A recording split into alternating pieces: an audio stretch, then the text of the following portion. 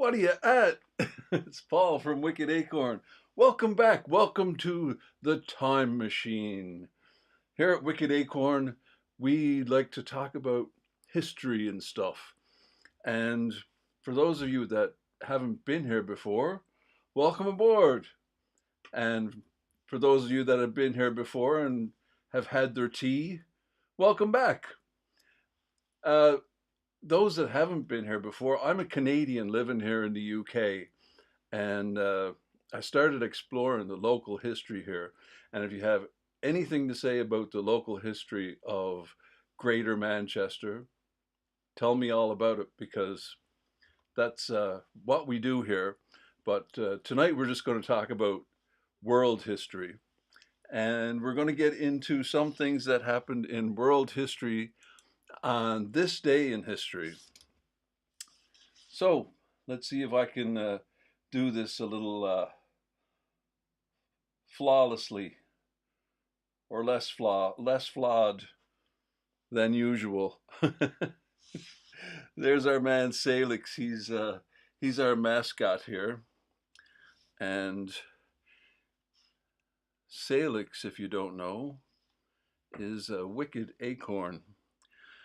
So last time I left you with a photo, and a couple of people got it.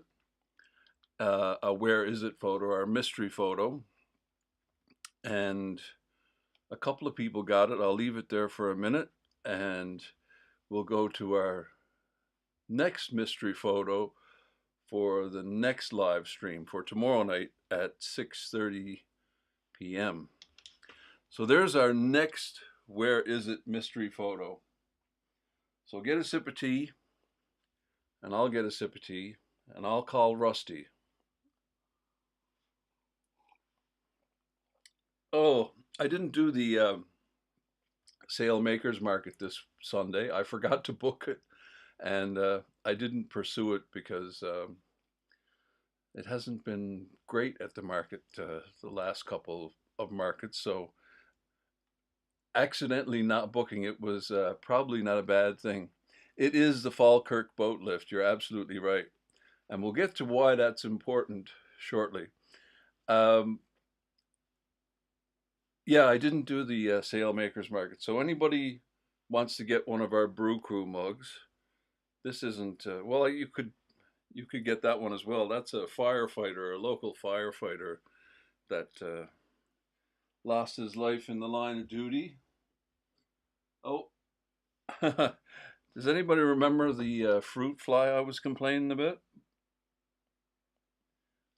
Found him doing the backstroke in my tea. That's the eyebrow cottage. I don't have one of the bee ones here.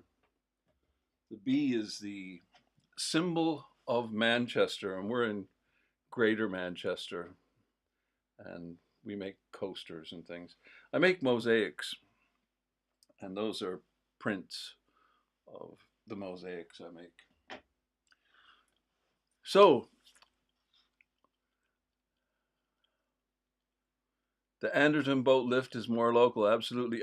I went to the Anderton boat lift back during COVID when COVID lockdown was starting to ease up a bit. And I was to go on a tour of the Anderton boat lift. There was a guy going to meet me there and do a tour of the Anderton boat lift, and he got COVID, so we didn't get a tour of it, and but there's all kinds of footage of that day, and someday I'll show you some of that, or maybe I'll get out there again and get a tour of the boat lift. I'd love to go on it. Uh, I'd love to go on the the swing bridge. I'd love to go on a nice canal boat ride if anyone would like to take me sometime. I was offered to go once and couldn't go. So today is the 20th of October. I don't know what date it is in your world. You could be watching this on the 29th of October in 2026 for all we know. But it is the 20th of October 2025 here today. And we got a few. Is Baby with a Laser in the chat tonight? I think this was this something you were interested in, Darren? In 1967, the Patterson Gimlin film is the most famous and debated footage alleging to show a Bigfoot shot by Roger Patterson and Robert Bob Gimlin in Bluff Creek, California. The 59.5-second film shows a tall ape-like figure walking away from the camera. The film's authenticity has been continuously debated since its release, with no definitive proof establishing it as either a real capture or an elaborate hoax. And I think it was Baby with a Laser was telling me about a Bigfoot in Walton Park in Sale. There was a Bigfoot sighting in Walton Park in Sale. And the Sasquatch, we call it in Canada, the Sasquatch and the giant hairy humanoid is something it's in mythology forever. And the native people in North America have always spoken of the giant hairy man, Sasquatch, on the west coast of Canada. The natives call it, and there's the abominable snowman, and they're all over the world. And the giant hairy man in this country, I've forgotten the name. There must be a name on it here. It's not something I've looked into a lot, but there are a lot of mythical creatures in this country. The black shuck, and Halloween's coming up, so I did one a few years ago about the boggart hole cloth, and the boggart is a little mischievous elf-like goblin type creature. And Boggart Hole Clough apparently had one. And I did a little silly video about it, based on the legend of Boggart Hole Clough. And yeah, so Halloween's coming up soon, so we'll have a Halloween video coming out, around Halloween. Probably on Halloween, whatever the Wednesday is. That's when I usually put a video out. Yeah, so the next one is about the cursed oak tree that I went to visit recently. And that's an interesting story. You'll see a little bit of it on Wednesday. The video coming out Wednesday it's just about our visit to, I can never remember the name of that amusement park, Alton Towers. We went to Alton Towers a couple weeks ago, and the cursed chained oak tree is nearby Alton Towers, so I went to visit that. So that's what our Halloween video is about. And Wednesday's video is just our visit to Alton Towers, and they have all kinds of spooky stuff going on because it's Halloween season, don't you know? Halloween is a season now. Yeah, so there's all kinds of mythical creatures in this country, pixies and brownies, and there are several that are distinct to the northwest of England. And I can't remember all their names now, but there's near the Sale Hotel. It's not, I don't think it's there anymore, but there was a Boggart Lane or Boggart Road nearby the Sale Hotel, which isn't there anymore. The hotel is still there, but the road is, I don't think the road is there anymore. But there was a Boggart Lane that went by the Sale Hotel. So there you go. that's my story, and I'm sticking to it. So there's all kinds of information here if anybody wants to ask about this film. But we'll move on to the next This Day in History. On this day in history, October 20th, 1977, a chartered twin-engine plane carrying the rock band Leonard Skinner crashed into a wooded swamp near Gillsburg, Mississippi. After running out of fuel, the crash killed 6 people, including 3 band members, and seriously injured the 20 other occupants. So that was a sad day. I think one of the band members uh, survived the crash and went up and knocked on some farmhouse door, and he was all covered in blood and all messed up. Anyway, it was a sad day. Leonard Skinner is a great band. They wrote Sweet Home Alabama in response to Neil Young's song Alabama, or Alabama. On this day in history, in 2002, the popular motoring show Top Gear was relaunched on the BBC with a new format featuring presenters Jeremy Clarkson, Richard Hammond, and Jason Daw. Jason Daw, I don't know that name. Who's the other guy? Jeremy Clarkson, Richard Hammond, Jason Daw, and who's the other guy in the picture here? James May, right? And it's a fun show. It was a fun show. Um,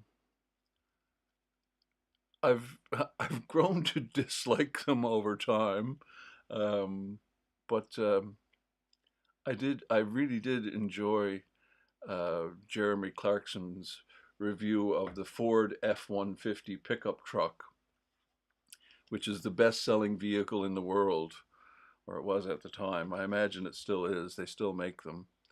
Anyway, that happened this day in history. And also on this day in history, Liz Truss announced her resignation as the UK Prime Minister, ending her term after just 44 days and making her the shortest serving Prime Minister in the country's history.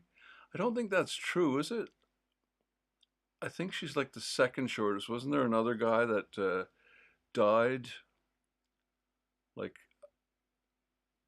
like a month after becoming Prime Minister? It says the shortest here in this little clip I put in here, but I don't think she's the shortest.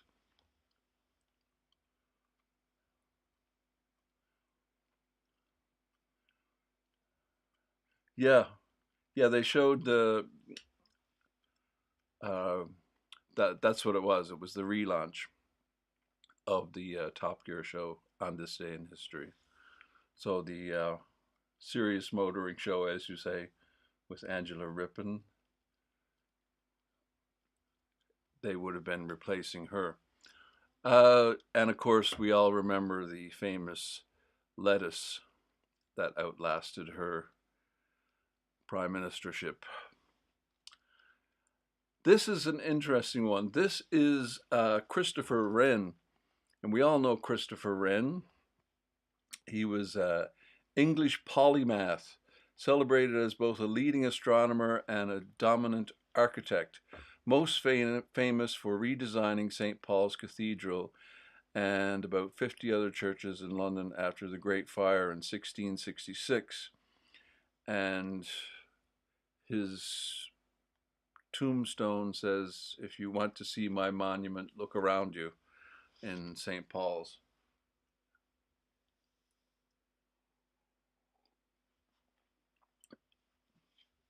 He designed the Royal Observatory in Greenwich.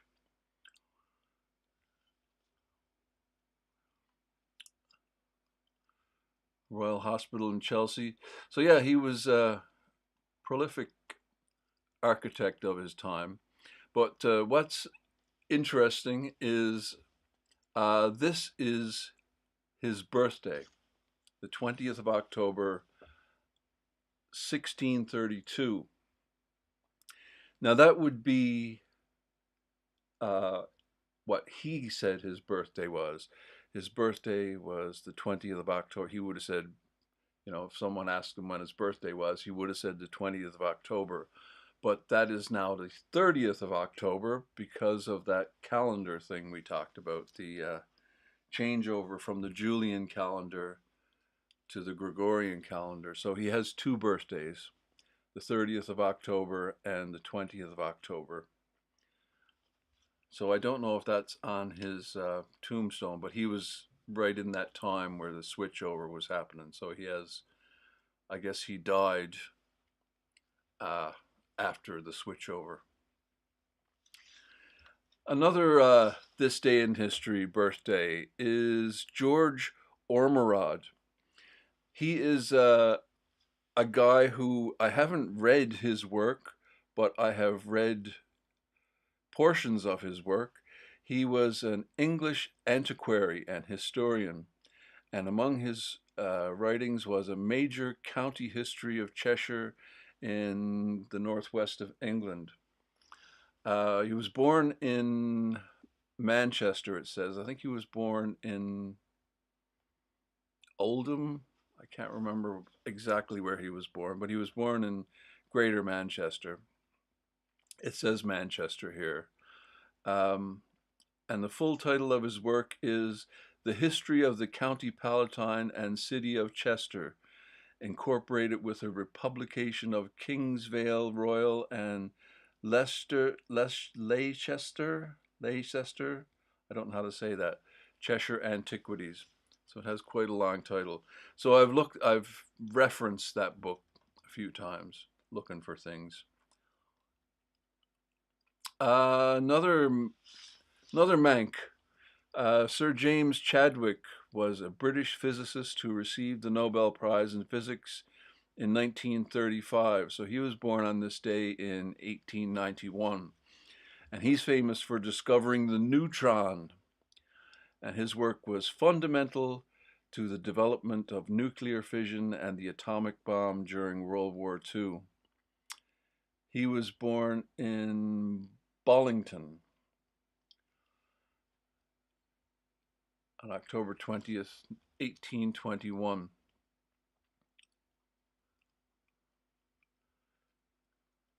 Leicester, that's what I thought, but it doesn't look like the other Leicester, the Leicester Square Leicester.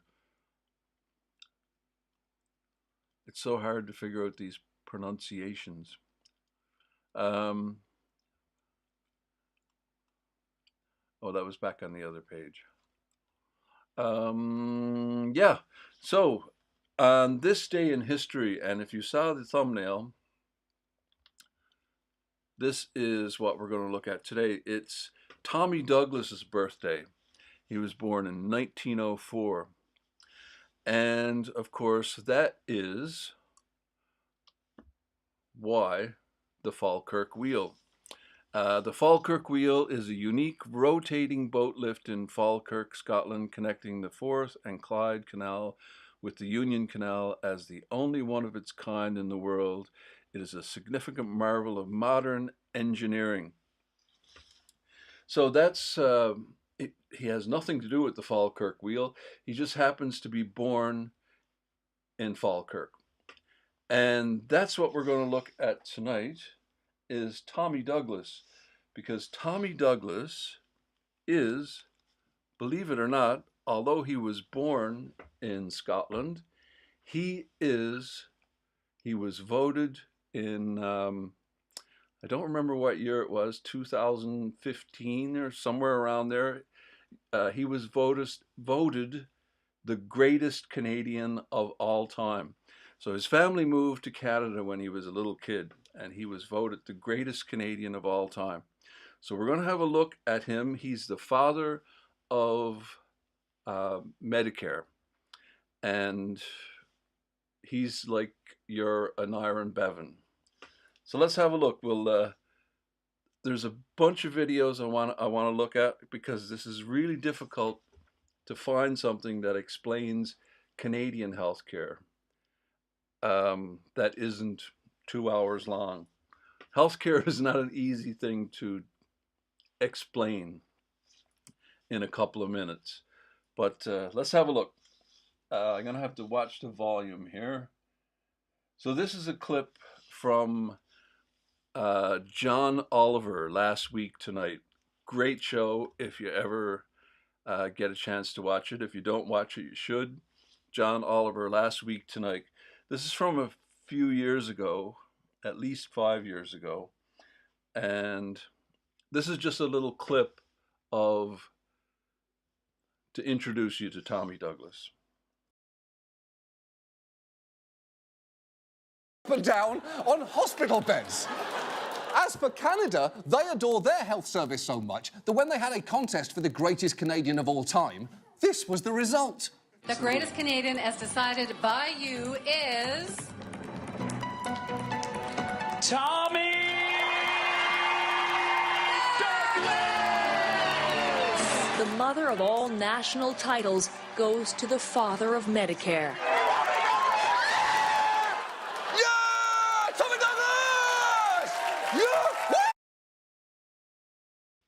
So there you go. You remember a while ago, you guys had one of these, greatest Brit of all time. I don't know what it was, greatest British person of all time. I can't remember who won the greatest Brit of all time. In one of those things, Emmeline Pankhurst was the greatest. But that's not the TV one, I don't think. Anyway, Tommy Douglas was voted by Canadians as the greatest Canadian of all time. I thought it was Churchill, yeah. I thought it might have been Churchill. So that is a little introduction to Tommy Douglas. I got a couple of others here. This is just a dry bit of history. And I've got this, there's no audio on this, it's just a little slideshow kind of thing. And it just has music on it, which I have muted for our purposes that you know of. So today is the birthday of Tommy Douglas, creator of Canadian Universal Healthcare, October 20th, 1904. As a boy, Douglas needed knee surgery his parents could not afford. I came to believe that health services ought not to have a price tag on them. He was a Baptist minister in the 1930s. He saw many people die unable to afford doctors. He became a socialist politician in Saskatchewan. In 1944, he became premier. In 1961, he introduced legislation to make healthcare free in Saskatchewan. But doctors weren't happy. They went on strike in opposition. Douglas took the fight to Ottawa. He became an MP and the first leader of the NDP. The NDP is like our third party. I'm sure that the standard of public morality we've helped build will force Government of Canada to approve complete health assurance. In 1968, the federal government took the first steps towards universal health care in Canada, inspired by Tommy Douglas. Courage, my friends, 'tis not too late to build a better world. Tommy Douglas. So that is just a little dry history. That is from the Lawrence Park Community Church page. And I had forgotten this little tidbit of information. I'll just let this one play. I had forgotten that he is the grandfather of Kiefer Sutherland. Now, you may know Kiefer Sutherland. He's one of the big Hollywood actors, Canadian actor, but, you know, a big Hollywood guy.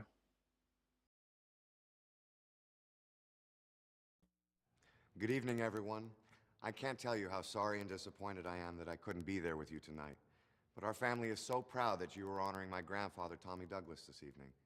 I wanted to take just a moment to tell you a little bit about him from my perspective. I'm sure people will talk this evening about the incredible things he accomplished as a politician and as a leader, but I got to see him from a different view. To me, he was simply my grandpa. Every year, me and my sister Rachel couldn't wait for summer, when we would go to Ottawa and eventually Wakefield to stay with our grandparents for our vacation.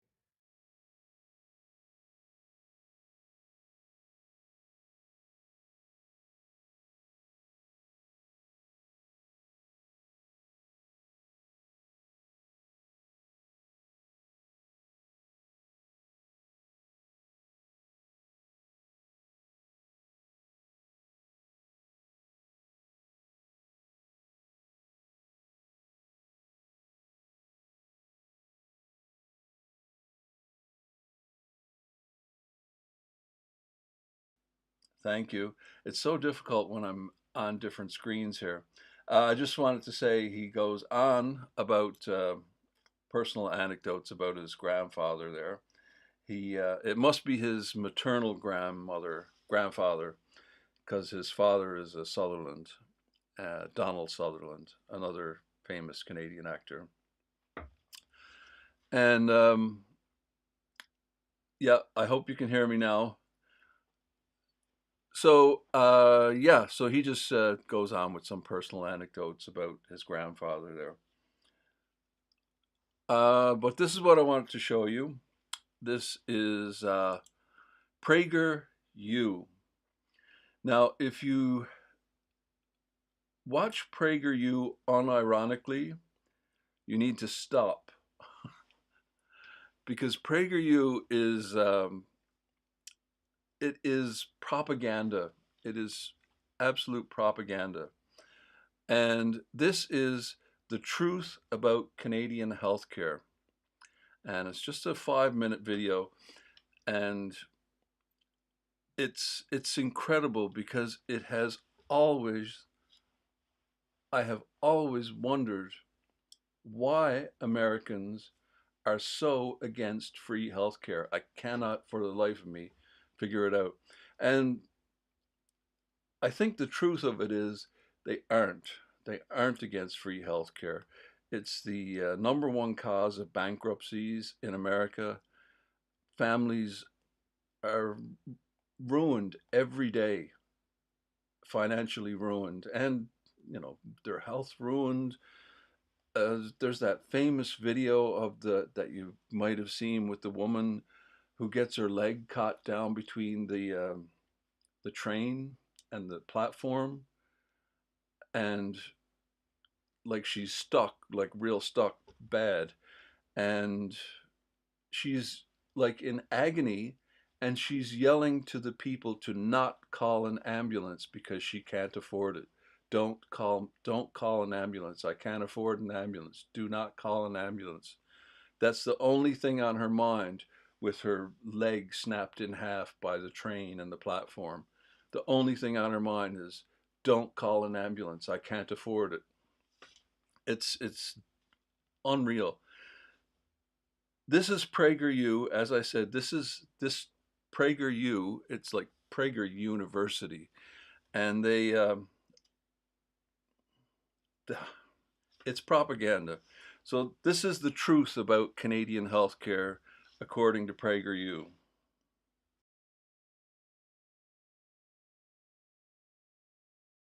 Why can't America's healthcare system be more like Canada's? Here's what most people who ask that question think they know about Canadian-style healthcare. 1, everybody gets covered. 2, it's free. 3, it's great. Number 1 is true, everybody is covered. Number 2 is false. Nothing is free. Canadians pay for their insurance through their taxes. And as you might expect, the tax rates in Canada are very high. And number 3 is, well, let's just say it's questionable. Let's find out.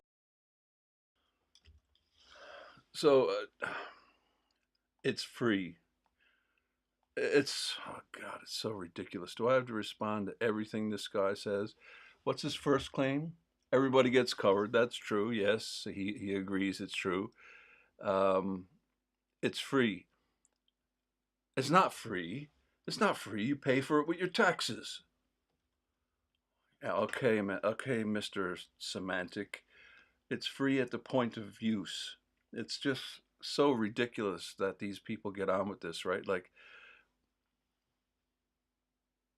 Americans pay for health care through their taxes as well, but it's not free at the point they also pay heavy taxes for health care, and they have to pay when they use it. This angers me. How questionable. But before we do, let me tell you a bit about me. I was born and raised in Montreal, Canada. That makes me French Canadian. I'm so French Canadian, my name Alan is spelled A-L-A-I-N. I have also lived and worked in the United States. I've experienced both Canadian healthcare and American healthcare. Here are some of my experiences with the Canadian system. The one so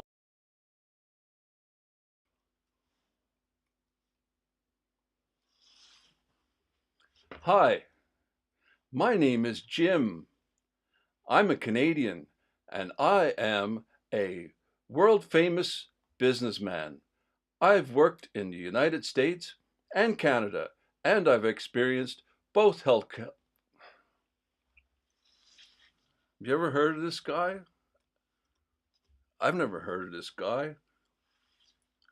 How, why am I to believe anything he says? Okay, he might be telling the truth. I'm sure there are all kinds of anecdotes about nightmares in the emergency room. Of course there are. My wife works in healthcare. She works with the NHS. There are all kinds of nightmares in healthcare. Of course there are. Every experience in it. This is all anecdotal evidence. It's just ridiculous. That's if it's true. That's like, even we have to wonder, is what he's saying true? It's just anecdotal evidence.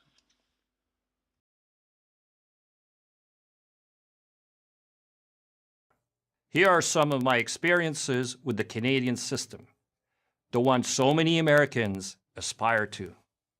I believe they are typical. So do the Canadians I know. Experience number 1. In September 2000, my wife was 7 months pregnant with our youngest daughter.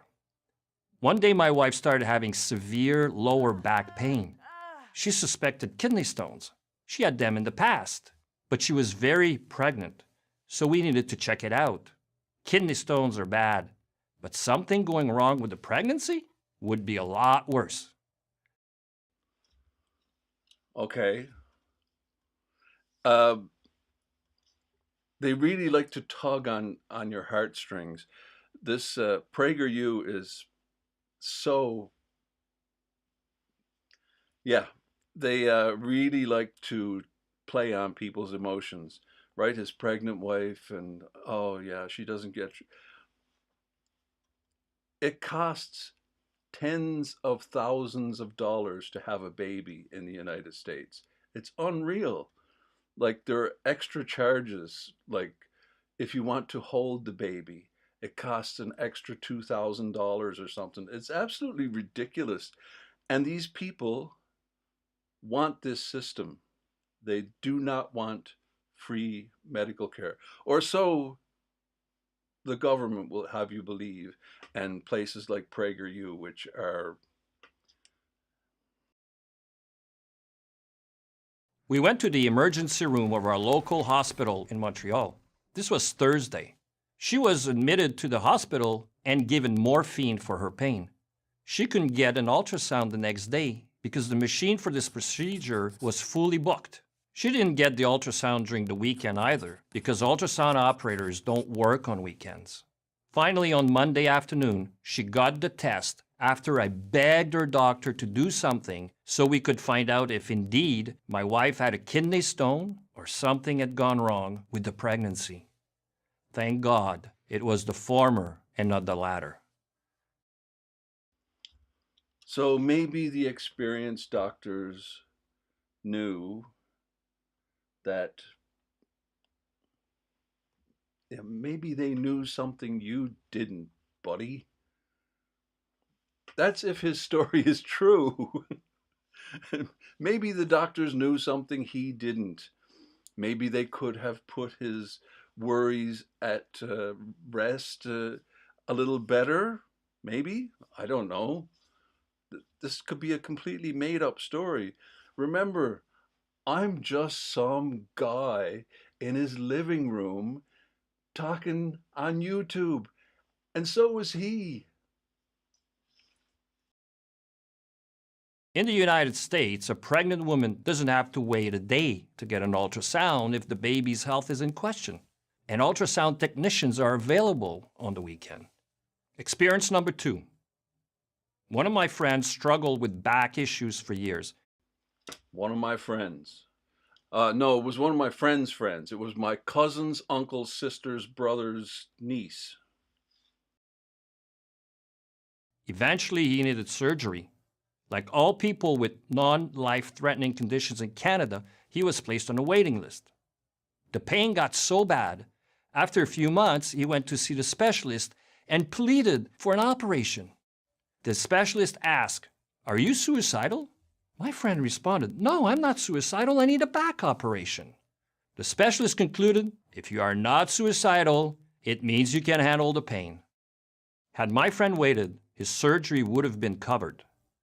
Instead, he went to Florida and paid $20,000 out of his own pocket to have the surgery immediately. In the United States, if you're in terrible pain, you can get a back surgery within days.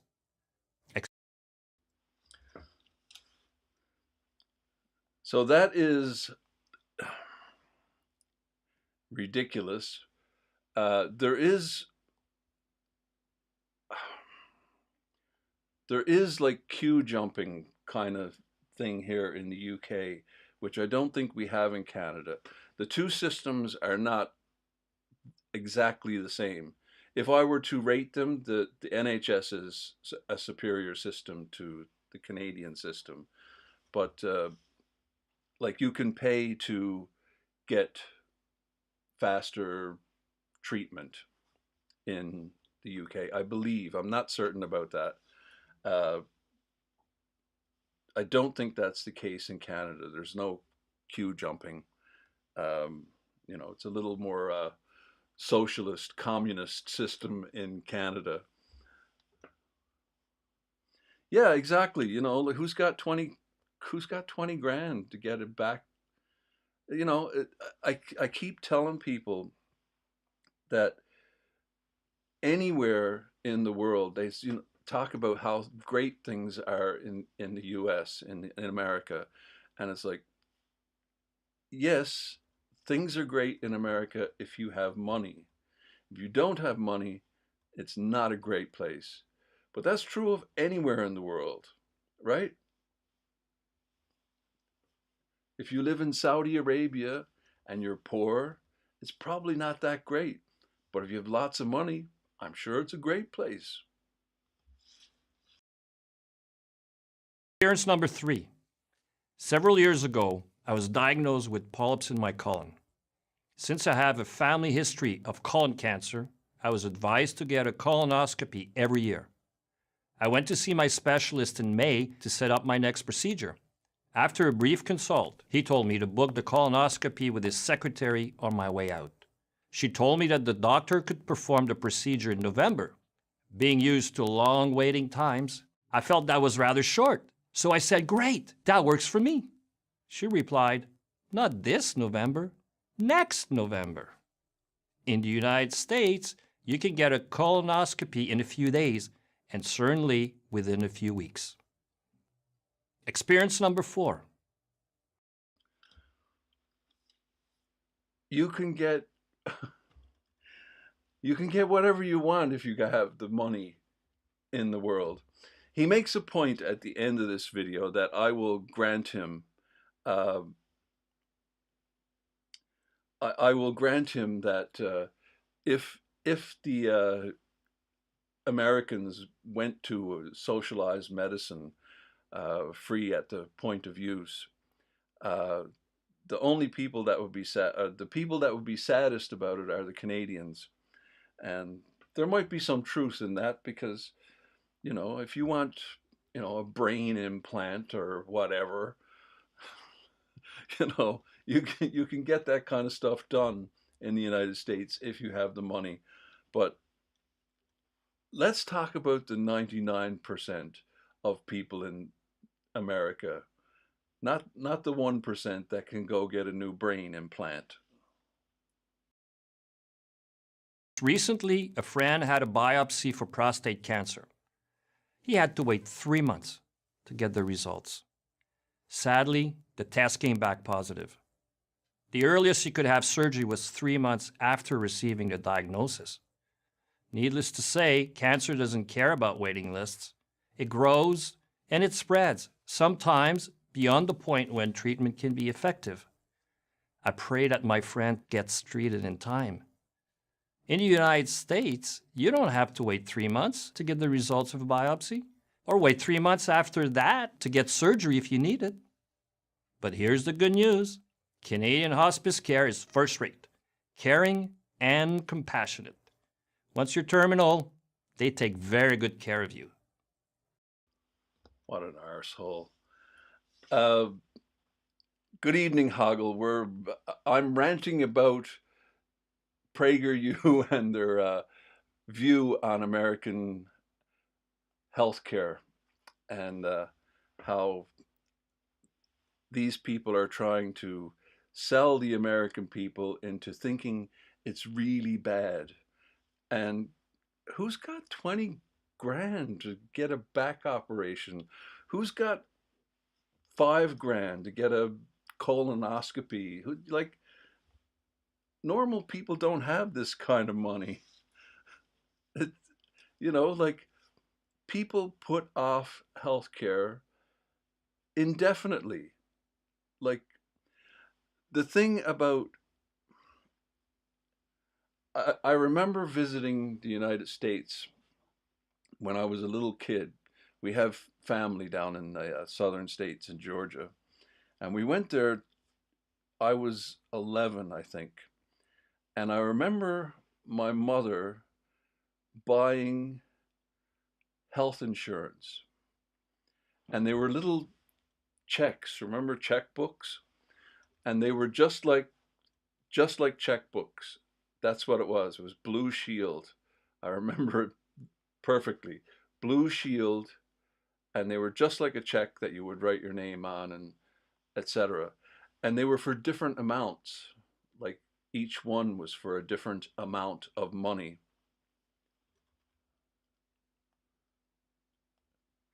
We sure are lucky to have the NHS here in this country. And it's something we have to guard so much. And I'll get into it a little bit because I have experience like this guy. I have experience with the Canadian system, the American system, and the British system. So I have a little bit of experience with all of them. And luckily, I'm a healthy guy and I don't have a lot of experience with it, but I am aware of it. But we went down to the United States and she had these checkbooks for like prepaid amounts, like I can't remember what the amounts were, like, $50, $100, whatever. And I vividly remember at the end of our stay there, she was really ticked off that no one got sick and went to the hospital. And she brought my sister to the hospital. She was complaining of a earache or something. And, oh, we got to go to the doctor right away. And she brought my sister to the hospital because she had a earache, just to use up the thousands of dollars of these checkbook health insurance things that would be just thrown in the garbage. They're paid for. That's it. They're no good now once you go back to Canada. It's unbelievable. And that's what you have to do, people. People here thinking you can go to the United States without health insurance. You better have good health insurance if you're going to visit the United States, because if you go out climbing around on rocks like British people love to do when they go on holiday, and go out climbing around or windsurfing or go to the gun range, because that's an exciting thing to do. Go shoot off a machine gun at a gun range. You better not get injured if you don't have health insurance, because the simplest procedure will cost you thousands and thousands and thousands of dollars. And that's the way it is there. Sorry. That's the Canadian system for you. And that's what you aspire to? I can tell you who will be really bummed out if you adopt it. Canadians. When we're in trouble, we know where to go. The USA. Don't go the Canadian route, America. Make your healthcare system better, not worse. As our great Canadian singer-songwriter Joni Mitchell says in one of her most famous songs, you don't know what you've got till it's gone. I'm Alain Lambert for Prager University. Thank you for watching. So that is Prager University, and it is an unbelievable propaganda machine for foolishness in America. It's worth looking at. It's definitely worth looking at to get an idea of how the other side thinks. It's really tragic. Let's just go back to John Oliver here and just look at some of these comments on this. They're incredible. I'll just pick one at random. Meanwhile, in Norway, I broke both my legs a few years ago at a party, passed out, got picked up by an ambulance. Turns out I require immediate surgery. Got the surgery a few hours after arrival, got checked in, got a bed, care for a week. Then an ambulance got me home on my release day. The ambulance staff, right? Like, we all know about this stuff, right? Because we experience free healthcare. Free at the point of use. Yes, you pay tax, but if you look into this at all, America has the highest per capita healthcare in the world. They have the highest cost of healthcare per capita in the world. This is how much healthcare costs per person in the world. Americans pay the most for healthcare in the world. That's the system, not the... It's absolutely ridiculous. They also have the lowest performing, as in how good it is at the point of use.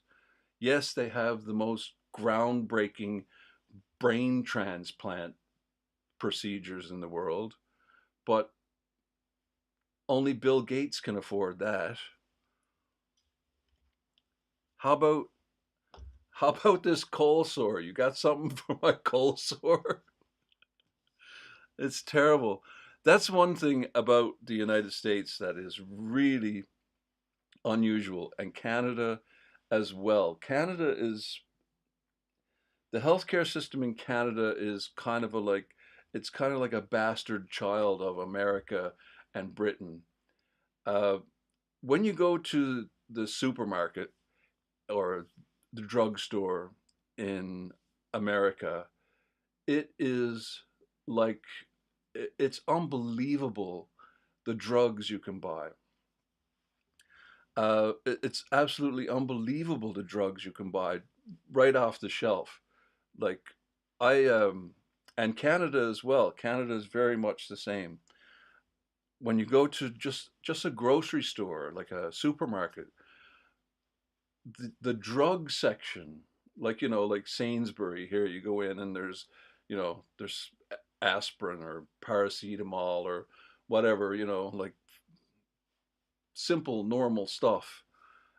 But in Canada, it's just like aisles and aisles and aisles of cold and flu remedies and back pain medication, and you name it, stuff that you cannot get here.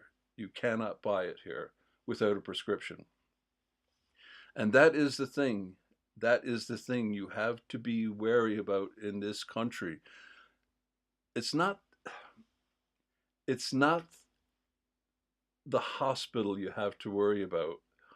It's the drugs, because that's what the Americans, the American pharmaceutical companies, that's what they want to get their hands on. They want to get their hands on the drugs.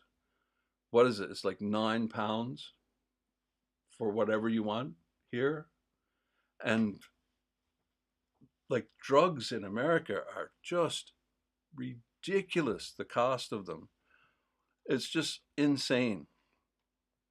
The choice argument is so moot. Oliver is correct. There truly is no real choice. I pay $8,500 a year for my employer provided health insurance. There is one provider, Blue Cross. It does not include vision or dental. Totally crap plan I pay thousands for and still have huge co-pays. Yeah, so it's like you go in and you you go in for an operation and you have health insurance. That will only cover so much of it. Like if the operation costs $2,000, your health insurance might cover some of it. You have to pay the balance. And it's different for everything, for every malady you can imagine. And it's just so ridiculous. Like if you get taken to the wrong hospital, if that's out of your health care, your health insurance thing, like, like you can't, when you have an accident, the ambulance picks you up and brings you to a hospital. You're unconscious and it brings you to a hospital, and it brings you to a hospital that your health insurance doesn't cover. So you have to pay for everything because that hospital that you got brought to is not covered by your health insurance. The health insurance only covers these hospitals, not those. It's absolutely insane. But the thing they want to get their hands on is the drugs. They want to sell you drugs, right? The cost of insulin for me recently went from $20 to $260 as a T1 diabetic. I was literally wind up in the hospital in a week or die without it. Insurance company wasn't actually sure if I needed it or not. Yeah, choice. Uh, that sounds really low. That sounds like that might be a Canadian saying that. Um, As a Canadian, it is wild to hear criticism from the United States about healthcare. Yeah, I gotta wait in line sometimes, but I have never needed to wait for my GoFundMe campaign where I plead for my life to go viral. The number one comeback every Canadian has locked and loaded whenever Americans try to make fun of it is, ouch, you really burned me there. Guess I better get this treated for free. It is basically part of our culture. Our healthcare is one of the things Canada is indisputably better at than the States. This is actually the first time in my 3 decades that I've ever heard anyone say otherwise. Of course, it's coming from Fox News. It's just so insane, but we really, really have to protect the NHS. They're just salami slicing it away, but they want to get their hands on the drugs. That's my take on it. They want to get their hands on the drugs and start charging you for the drugs, because I believe is it like £9 or something, like no matter what it is, like if you need interferon for AIDS or something. I don't know anything about this. Luckily, I'm a healthy person and don't need this stuff. But isn't it like £9 for the drug, whatever it is? Like some of these drugs in the States cost thousands and thousands and thousands of dollars. Like insulin. Insulin is the crazy one because everyone in North America is a diabetic. Yeah, it's about $9.50 per item. Yeah. So, regardless of what it is, right? Like, whether it's insulin or I don't know the names of any drugs, sorry.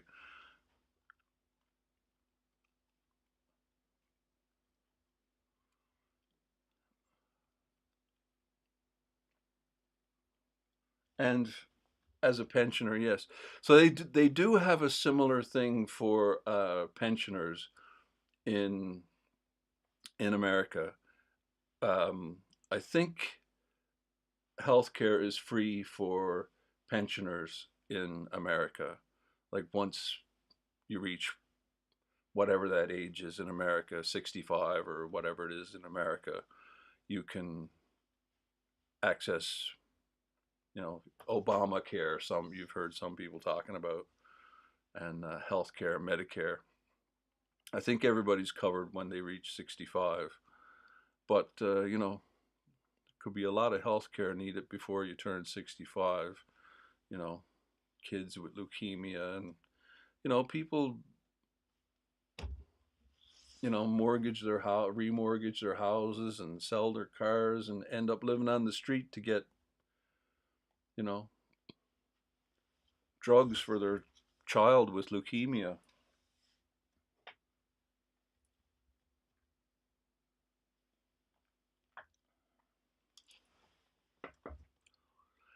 It's yeah, you really should check out John Oliver. He's he's a good one.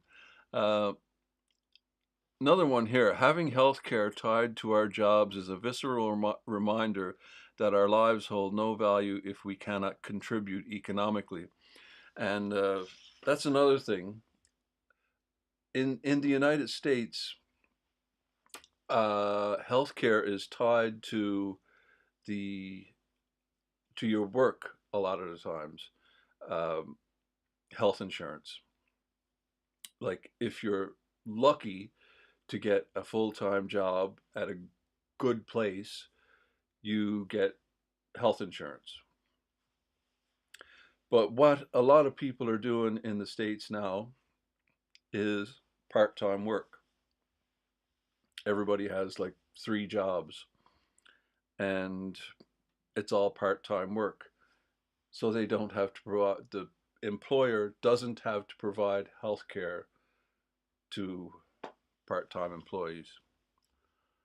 And it's, you know, what if you're that guy, you know, sitting in front of Sainsbury's with the paper cup? Do we just let him die because he can't afford insulin? Some people would say yes. Not my idea of civilization. Had to pay to call an ambulance. 7 trillion on Middle East wars. Yeah, there's all those comments too. My dad is a doctor and a Republican conservative. That being said, he has started supporting universal health care coverage after time and time again having to hear his patients tell him that they won't be able to buy the drugs they need because they can't afford the co-pays. The co-pays is that health insurance thing I was talking about. If you have health insurance, your health insurance might pay for 50% of the cost of the drug, or 80%, or 20%. It's different for every drug. It's different for everything. It's different for everything. And it's ridiculous. So even if you have health insurance, it doesn't cover the cost of the drug. And as I said, some of these drugs cost thousands and thousands of dollars.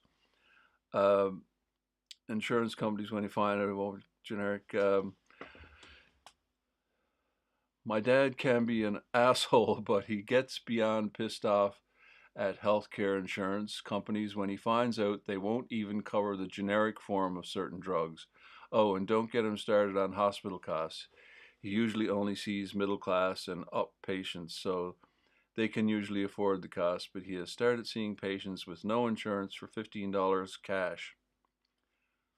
Right? So you go in to see the doctor, and it costs $15 just to see the doctor. And that's this guy doing it out of the goodness of his heart, or so I'm led to believe here, because of how pissed he's gotten at the health insurance system here in America. And like John Oliver mentioned, the only people coming to the United States from other countries are rich people. That just makes me sad. It's incredibly sad that these people have been sold this load of lies about free healthcare. They have the highest healthcare costs in the world and the worst at point of use. And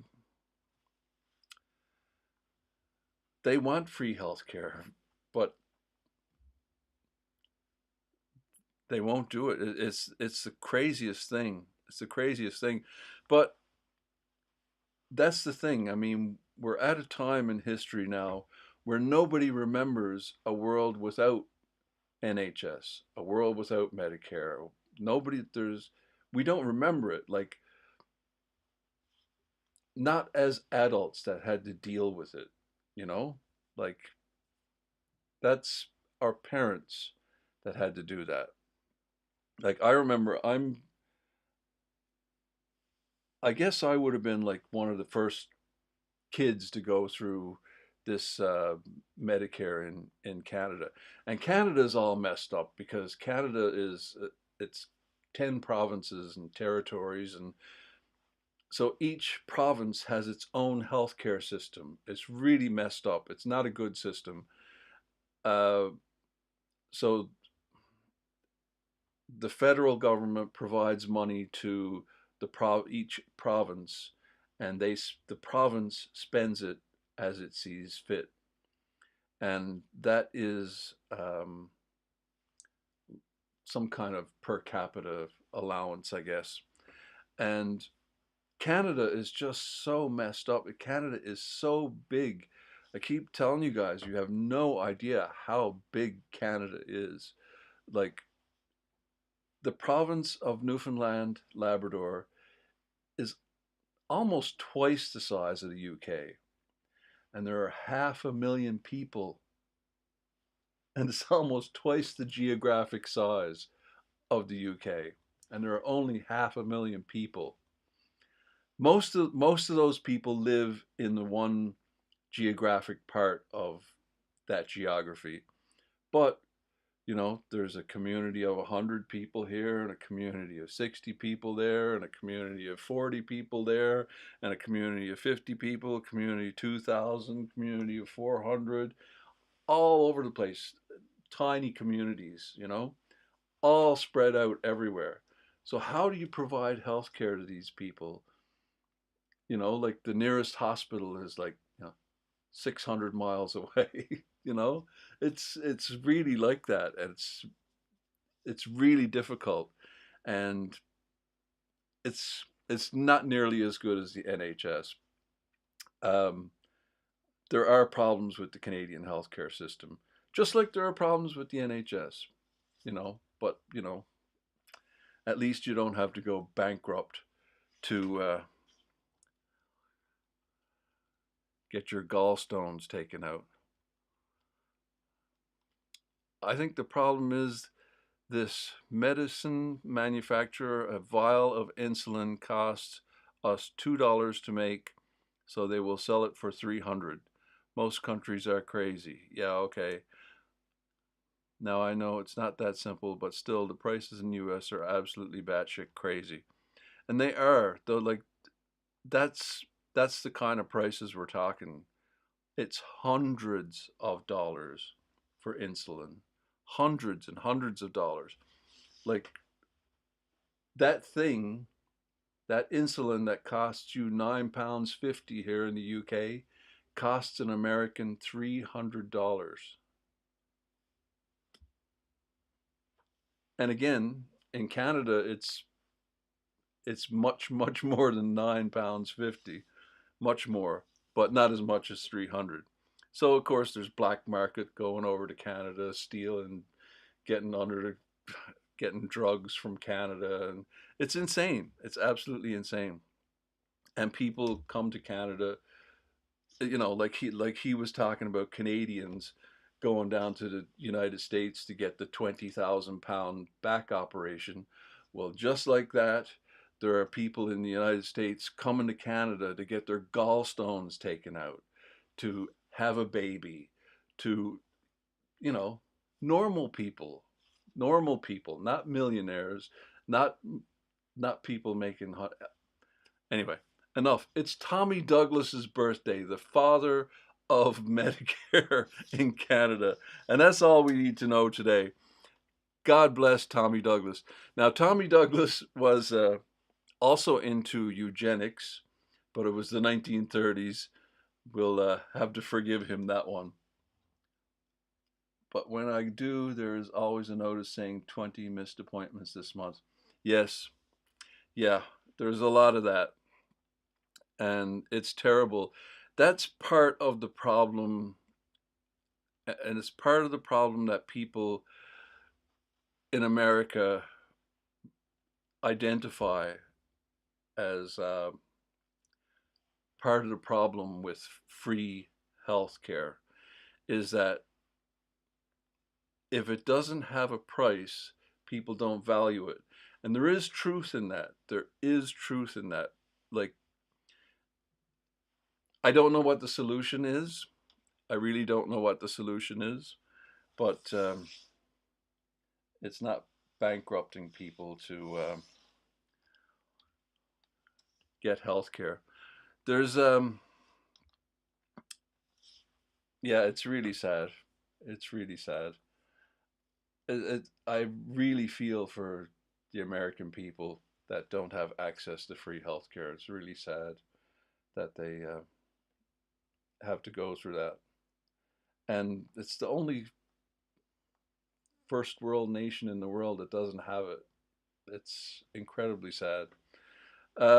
Anyway, God love Tommy Douglas. I could rant about this all night, but I shan't. So let's look at our where is it photo for tomorrow. We have to take care of the NHS. It's probably the most important thing that that we pay taxes for. It's not free, but it's free when you need to have a baby. You know, when we had our children, it was free, completely free. The only cost was my wife wanted a room of her own, so we had to pay for the room, for like a private room. That's fine.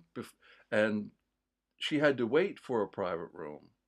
There wasn't one available right away, so she was in a room with two other people, I think, and that was free. She could have stayed in the room with the two other people, and that was free. It's crazy, absolutely crazy. There is our where is it photo for next time, and all I can say is thanks for dropping by.